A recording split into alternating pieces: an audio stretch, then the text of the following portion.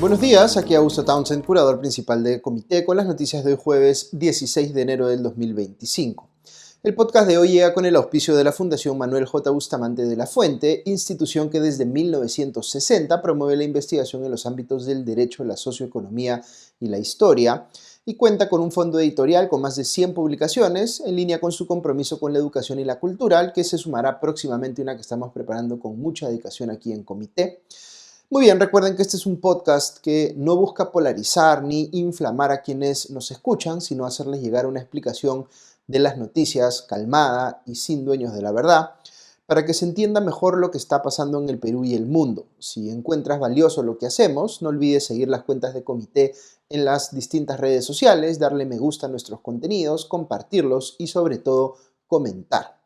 Ahora sí, vamos con los titulares de hoy jueves 16 de enero en menos de un minuto. Primero, el primer ministro Gustavo Adrianzén aseguró que antes del 28 de julio de este año el gobierno tendrá todo listo para la creación de un nuevo Ministerio de Infraestructura. Segundo, el congresista de Renovación Popular, Alejandro Muñante, presentó una denuncia constitucional contra Pedro Castillo por el golpe de Estado de diciembre del 2022. Tercero, la apertura del nuevo terminal del aeropuerto Jorge Chávez volvió a ser postergada, probablemente hacia marzo, para que haya tiempo suficiente para realizar todas las pruebas necesarias. Cuarta, la economía peruana creció 3.93% en noviembre del 2024, impulsada por los sectores manufactura, servicios y agropecuario, lo cual es una buena noticia.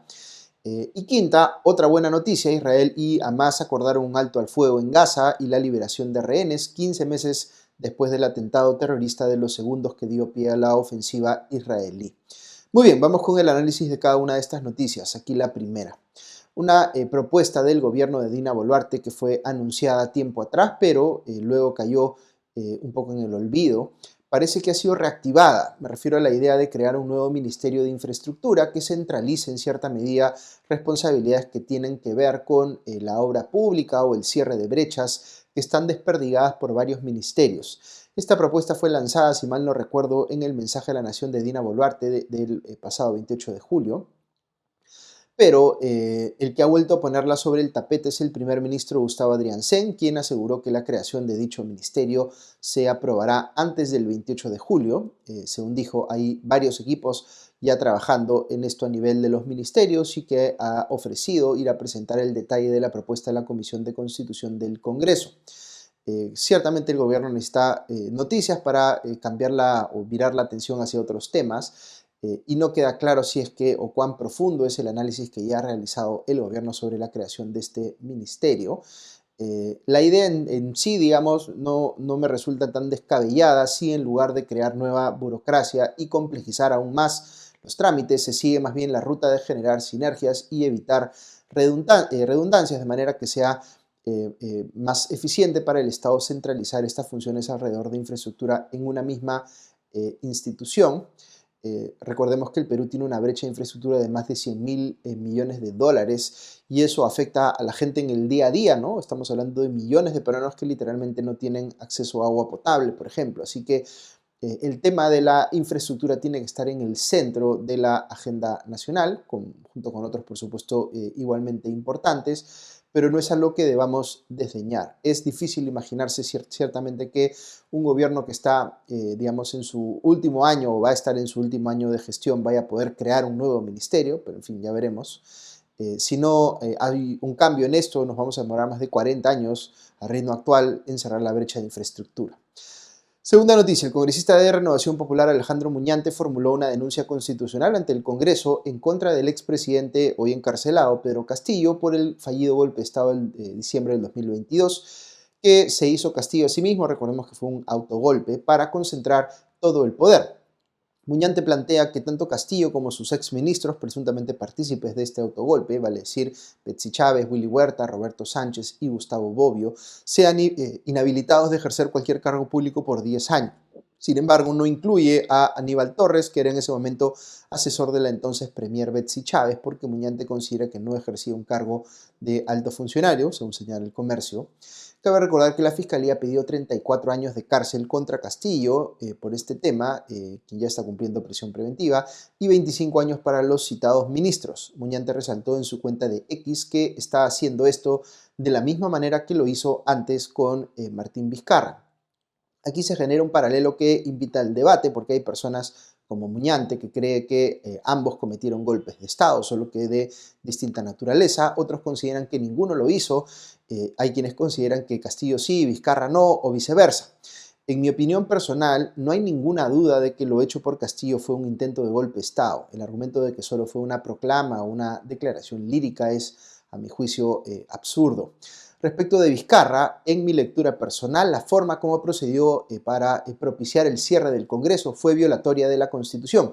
Es un caso mucho más discutible que el anterior y de hecho el Tribunal Constitucional de ese entonces tiene una opinión distinta a la mía, equivocada a mi criterio, pero ellos son finalmente los que interpretan la Constitución y yo soy un mero opinante.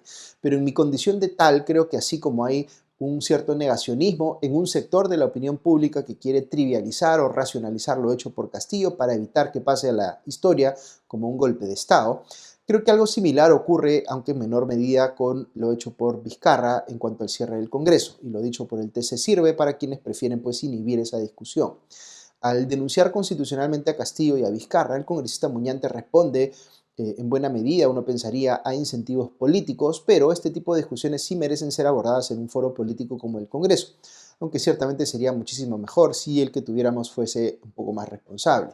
Dicho sea de paso, también se puede argumentar que los procesos de vacancia presidencial que no han respetado el derecho al debido proceso son inconstitucionales, pero esa es otra discusión. Mi punto aquí es que este tipo de cosas, digamos, por la velocidad con la que avanza la política peruana, ocurren estas cosas y no creo que no terminamos de discutirlas a profundidad o de manera exhaustiva para entender pues, sus implicaciones o su constitucionalidad o inconstitucionalidad.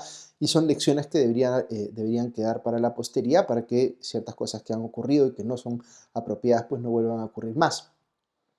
En fin, veremos cómo avanza este proceso en el Congreso.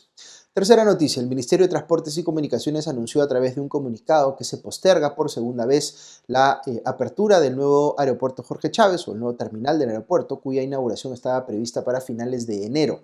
Con el comunicado del MTC se oficializa lo que había adelantado horas antes el presidente del Consejo de Ministros, Gustavo Adrianzen, quien durante una conferencia de prensa de la PCM indicó que había retrasos en los trabajos y se estaba revisando la fecha del 29 de enero. El Premier señaló en la misma conferencia que el nuevo Jorge Chávez solo sería inaugurado, y estas fueron sus palabras textuales, cuando tengamos absoluta certeza de que todas las prácticas vinculadas a la seguridad del aeropuerto y operaciones estén al 100% certificadas. Esta es la segunda ocasión en la que se pospone la fecha prevista para la inauguración del nuevo terminal, que debía entrar en funcionamiento originalmente el 18 de diciembre del 2024. Esa fecha fue cambiada por el 29 de enero, luego de distintas asociaciones expresaran sus dudas respecto de la implementación de la nueva instalación, digamos, del nuevo terminal, a pocos días de las fiestas de fin de año, como diciendo que iba a ser muy complicado por la magnitud de gente que iba a estar usando el aeropuerto, inaugurarlo en esas fechas. El titular del MTC, Raúl Pérez Reyes, indicó que la nueva postergación se ha decidido en coordinación, en este caso con el AP, el concesionario, la Asociación de Empresas de Transporte Aéreo, ETAI, IATA, OCITRAN, la Autoridad de Transporte Urbano, en fin, varias organizaciones que supuestamente todas habrían discutido y acordado esto último. De acuerdo con el titular del MTC, la prioridad del gobierno es, abro comillas, garantizar la seguridad, eficiencia y regularidad de las operaciones aéreas en concordancia con los más altos estándares de seguridad de la aviación civil. Por ello se ha decidido establecer un periodo de 60 días de pruebas en lo que denominó lado aire y lado tierra para, en sus palabras, asegurar el inicio de operaciones con seguridad y calidad para los usuarios. ¿Por qué no se han realizado esas pruebas antes, cuando el aeropuerto originalmente debió entrar en funcionamiento hace un mes? Pues de momento no tenemos respuesta. Cuarta noticia. El Instituto Nacional de Estadística e Informática, INEI, reveló que la economía en el mes de noviembre del 2024 tuvo una relativa buena performance y por tanto podría cerrar el año cerca de lo esperado por el Ministerio de Economía y Finanzas y el Banco Central de Reserva. Según el INEI, en noviembre el PBI que es la suma de lo que se produce en la economía peruana, aumentó 3,93%. Este avance ha permitido que ese mes resulte ser el cuarto más dinámico del año pasado para la economía peruana. En noviembre casi todos los sectores productivos arrojaron resultados positivos, salvo minería y hidrocarburos, que se contrajo 2,19% en su segundo mes en negativo, construcción, que retrocedió 2,4%, y el sector financiero y seguros, que ha sufrido caídas en 8 de los primeros 11 meses del 2024. Más bien, los sectores que más impulsaron la economía al alza en noviembre fueron manufactura, con un fuerte avance de más de 6%, servicios, que creció más de 4%, y el sector agropecuario, que se disparó más de 12% por la mayor producción de uva, mango, papa, ajo, maíz, chirimoya, palta y limón. En el caso del sector servicios, el economista Juan Carlos Odar, director de Fase Consultores, explicó que el impulso puede explicarse por la realización en Lima de la cumbre de APEC, que impulsó la demanda, por ejemplo, de servicios de transporte o servicios personales. ¿Cómo queda el dinamismo de la economía peruana en el 2024? Entonces, con el resultado de noviembre, en los primeros 11 meses del año, el PBI avanzó 3,12%, de modo que todo apunta a que el año cerrará con un resultado cercano al 3,2%, que esperan tanto el MEF como el BCR. ¿Es este un resultado para celebrar? En realidad, como siempre les digo, no, pues nos estamos comparando con el 2023, en el que la economía no solo no creció, sino que se contrajo un 0,6%. El propio ministro de Economía, José Arista, ha reconocido que se necesita un crecimiento que se acerque al 5% para asegurar que las personas que ingresan al mercado laboral cada año puedan encontrar un empleo de calidad. Así que no está del todo mal, pero no deberíamos contentarnos con estar creciendo a niveles en torno al 3%. Quinta noticia: Israel y Hamas acordaron un alto al fuego en Gaza y la liberación de rehenes tras 15 meses de ofensiva israelí en el enclave palestino tras el atentado terrorista de Hamas. El primer ministro qatarí, Mohammed bin Abdulrahman Al Thani, confirmó en una conferencia de prensa este acuerdo y dijo que iba a entrar en vigor el domingo 19 de enero. Ha sido mediado por Qatar, Egipto, Estados Unidos, en fin, han estado trabajando estos países para lograr que se lleve a cabo este pacto. Como parte del acuerdo, que implica 3 fases, Hamas liberará a decenas de rehenes israelíes y el gobierno de Israel dejará en libertad a palestinos encarcelados. El presidente de Estados Unidos, Joe Biden, compartió un comunicado confirmando la noticia y diciendo que este pacto detendrá los combates en Gaza, aumentará la tan necesaria asistencia humanitaria a los civiles palestinos y reunirá a los rehenes con sus familias después de más de 15 meses de cautiverio. La noticia del acuerdo fue celebrada a nivel mundial, pero principalmente en Israel y en la Franja de Gaza, donde se vieron imágenes de júbilo y celebración luego de más de un año de conflicto. Las celebraciones no están fuera de lugar, ya que este acuerdo podría ponerle fin a uno de los periodos más sangrientos en la historia de la región. Como algunos de ustedes saben, el conflicto entre Israel y Palestina es de larga data, pero alcanzó este punto extremo luego del atentado terrorista de Hamas contra Israel el 7 de octubre del 2023, que dejó más de 1.200 muertos. Desde entonces, el ejército israelí respondió con una feroz ofensiva que ha dejado más de 46.000 palestinos muertos, la mayoría de estos mujeres y niños. El conflicto ha sido tal que la Corte Penal Internacional ahora investiga las acciones de Israel y Hamas. Sudáfrica también ha iniciado un proceso contra Israel en la Corte Internacional de Justicia de La Haya. Volviendo al acuerdo entre Hamas e Israel, este tendrá 3 fases. La primera durará 6 semanas y durante esta habrá un alto al fuego total. Las fuerzas israelíes se retirarán de las zonas pobladas de Gaza, los palestinos desplazados podrán volver a sus hogares. Se enviará ayuda adicional a la franja y Hamas liberará a rehenes e Israel dejará libres a prisioneros palestinos. Durante la segunda fase, que durará 42 días, se negociará un acuerdo permanente de fin de la guerra. El ejército israelí abandonará Gaza en su totalidad y Hamas continuará con la liberación de rehenes restantes a cambio de que se dejen en libertad más presos palestinos. Finalmente, en la fase 3 se iniciará un plan de reconstrucción para Gaza, se reabrirán los cruces fronterizos en la franja, llegará más ayuda humanitaria y los cuerpos de rehenes israelíes serán intercambiados por miembros fallecidos también de Hamas. Ok, hasta aquí las noticias de hoy, pero si quieren escuchar unos minutos más, hoy tenemos un invitado especial en el espacio de la reflexión del día. Me quedé pensando el otro día en la noticia de que si bien las cosas están mejorando en el sector turismo, en el Perú no hemos logrado recuperarnos a niveles anteriores a la pandemia, como sí han hecho nuestros vecinos. Para entender un poco mejor esto, le pedimos a Juan Stossel, gerente general de Casandina y directivo de la Cámara de Turismo de Cusco, que nos comparte una reflexión al respecto, así que aquí pueden escuchar a Juan. A ver, la situación del turismo en el Perú ha venido mejorando el año que acaba de terminar. Había un crecimiento importante con respecto a los años anteriores, pero todavía estamos lejos de poder llegar al prepandemia. Quizás somos de los pocos países del mundo que no están en guerra exterior que no hemos sido capaces de lograrlo.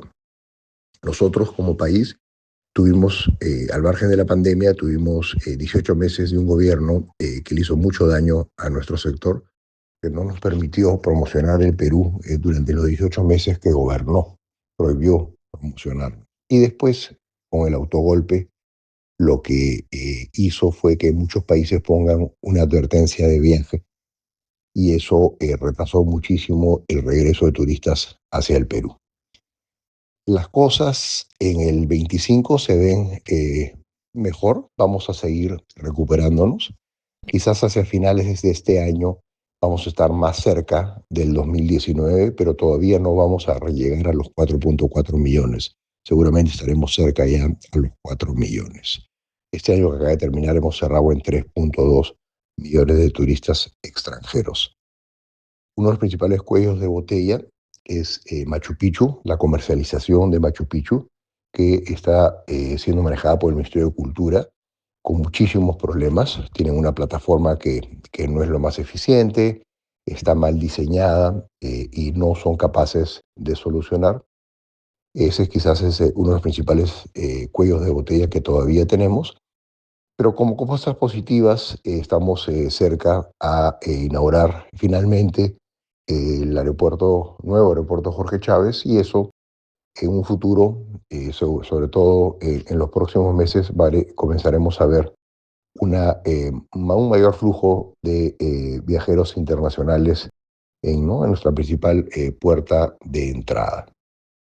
Las cosas se ven bien, el país está relativamente tranquilo, hay mucho interés por visitarnos y ya depende de nosotros si podemos solucionar estos temas que acabo de mencionar para realmente otra vez regresar a los números que habíamos logrado y, por supuesto, tratar de superarlos. Muchas gracias, Juan, por tu valioso aporte esta mañana al podcast. Quería decirles también que agradezco los comentarios que enviaron ayer en torno a mi reflexión sobre el incidente de la obra de la Pontificia Universidad Católica del Perú, que ha levantado tanta controversia. Han quedado varias aristas por analizar, varias sugeridas por ustedes mismos, así que probablemente en el podcast de mañana profundice un poco más al respecto. Muy bien, eso es todo por hoy. Que tengan un gran día. Muchas gracias nuevamente a nuestros auspiciadores, la Fundación Manuel J. Bustamante de la Fuente, y a nuestros suscriptores que nos ayudan con su apoyo a seguir haciendo esto que nos gusta. Los dejo por hoy. Ya nos escuchamos el día de mañana. Adiós.